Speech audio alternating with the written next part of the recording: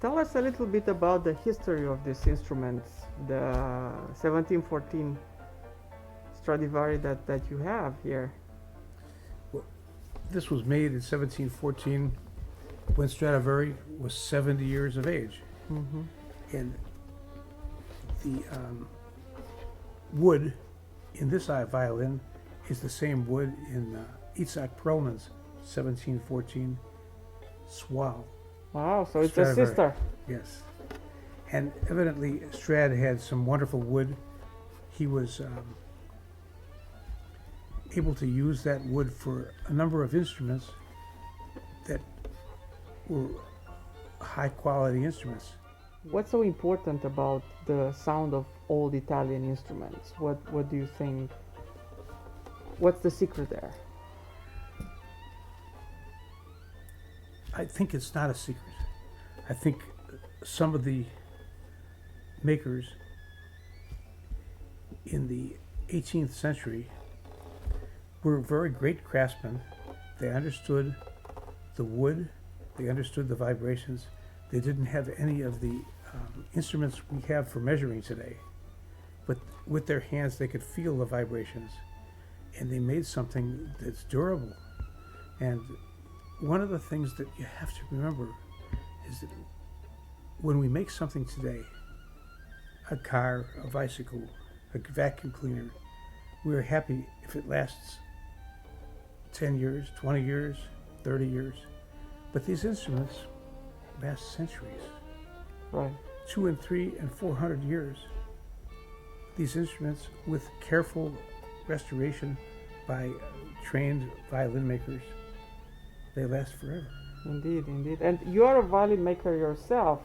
What can you tell us about the difference between the Stradivari sound and the Del Gesu sound? That's a very good question. We can hear it, and the difference happens to be the way the arching of the top is made, and then once the arching is completed, there's it's a solid piece of wood here. On the inside, this is not put together yet. Yes. Graduations are made.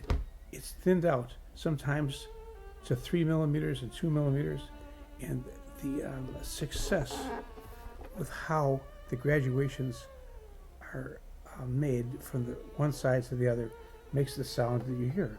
Yes. And on Stradivari, the graduations are really up and down, and on Guarneri, they're from side to side. Guarneri is much thicker in the center here, and that makes it a little bit more woody, a little bit more rough wood sound, and the Stradivari gets a very crystal, shimmering sound, and that's characteristic. Of course, there are some that sound the other way. Of course. Some Guarneris sound shimmering, and some Stradivari sound very deep. But the golden period Strads between 1710 and 1720, like this one is representative, they have the characteristic full bass sound and a very shimmering, glistening upper sound on the E string, and that's characteristic of the sound that you want to have if you're playing a Stradivari. Wonderful. But this is not the only treasure you have. You also have a Guarneri violin. Tell us a bit about that one. From what year is that one? Well, the Guarneri violin is listed in this book. It was owned by Mr. Siegelman, Okay. who's a collector in London, and bought most of his violins from the Arthur Hill Group. And he bought this violin in about, let's see what year it says. It might be 1950. And there's nothing known about this instrument before that. And Wonderful. it's called the Siegelman Sloan because I had to put my name on it. Yes. And evidently, it's a mate to the violin owned by Pinka Zuckerman, Mm-hmm. which is called the Dushkin, also made in 1742. And you compare the wood is similar, and Robert Bein, who was running Vine and Fushi in Chicago, his opinion was that Guarneri made violins in pairs and in four, and this was the pair to Zuckerman's. The Hill people in London in 1931, they registered only 140 Guarneri del Gesu, the makers of the other violin we're talking about. Yes. This one here. Yes. The makers of this violin. Only 100 violins in the world. Today, some people think there are 150 violins made by him because some surfaced in England or in Rome or other places. Right. I'm not able to tell you. Yeah, the exact But it's number. probably closer to 150, which means most people who are violin makers today, who are copying Guarneri del Gesu, have never ever seen one. Because with 140 or 150 violins for the world, there's one in Los Angeles and one in Chicago and one in Berlin. There are more than 150 large towns of more than 10 million people, Yeah. and maybe one violin appears there. So most of these are copied from posters. Have you ever made a copy of your Guarneri? I've never made a copy of my Guarneri completely, but I used it as a reference. Okay. And I've never made a copy of this Strad, but other people have, and it sounds wonderful. Yes, yes, yes. What's the process to put your name on a famous violin? How do you do that? And what exactly do you mean? Well, you mentioned that you added your name to this Guarneri violin. So what's the procedure? How do you do that? Well, when you purchase the violin, the dealer can add your name as an owner. Okay. And since the previous owner was not a soloist or a well-known artist, but he was a collector. Right. His name was Arnold Siegelman. He actually owned movie theaters. So Robert Bein said, put your own name on it. Yes. So they call it the Sloan.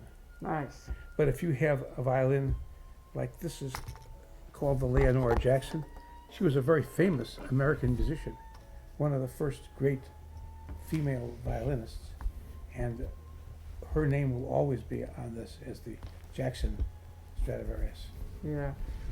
You have a long history in violin making and loving violins and playing violins since you were a young person. What made you choose this particular violins, this particular Strad, this Guarneri? Because I can assume you got to see them all throughout the years. Well, for me, the violins and the bows were collected by dealers, and the dealers would find something they thought was interesting and would call me. At the time I was living in Toledo, Ohio, my wife and I would drive 240 miles to Chicago, and we would end up in the dealer's studio, and they would show us a violin. And at the time this was available, I already had a loan on a different Stradivari, which was made in 1727, and later in Stradivari's life. Yes. It was a good violin. Elmar Oliveira had borrowed it to win the Tchaikovsky competition. Wonderful. It was fine, but we saw this in the dealers, and in comparison with all the other violins, this sounded much better. So we called the bank and got a larger loan, Yeah, yeah. and ended up with this violin, and the other one was sold within a week or two by Robert Vine, and so then we ended up with this one, which has remained with me about 33 years. Well, thanks so much for your time. Thank you for having us here. And it was wonderful to learn more about you and about the wonderful world that you live in, the musical world. It's amazing, isn't it? Yes, yes, yes. And you sound so wonderful on these violins. Well, thank you for Of the course, opportunity You to. sound wonderful on any violin, but you bring out the remarkable qualities of the Del Gesu, which is made by Guarneri, and the Stradivari, and you show the differences, and you work with the sound. You know, when you're playing a great violin, you have so many different colors you Indeed. can provide by your bow placement and the pressure Right. and the speed of the bow. Yes. And that's something that, as an artist, you can experience. All your life. But the amateurs can't do that. They can just play the sound. But you get such a variety of color. It's beautiful. Well, thank you for this opportunity. I must admit I've been bit by the violin bug, and I'm always interested to try to play instruments, new instruments, and especially older instruments. And it's such a wonderful journey of discovery, learning to play each one, because obviously you get to know it for a short period of time, and then you see what it can do. And in some ways, to me, it feels like for people that are not players, it's like getting into a sports car, like a race car, behind the wheel, and then just trying different things and seeing how responsive and how much horsepower there is. And yeah, that's an experience I'll never get tired of. Well, thank you for doing that.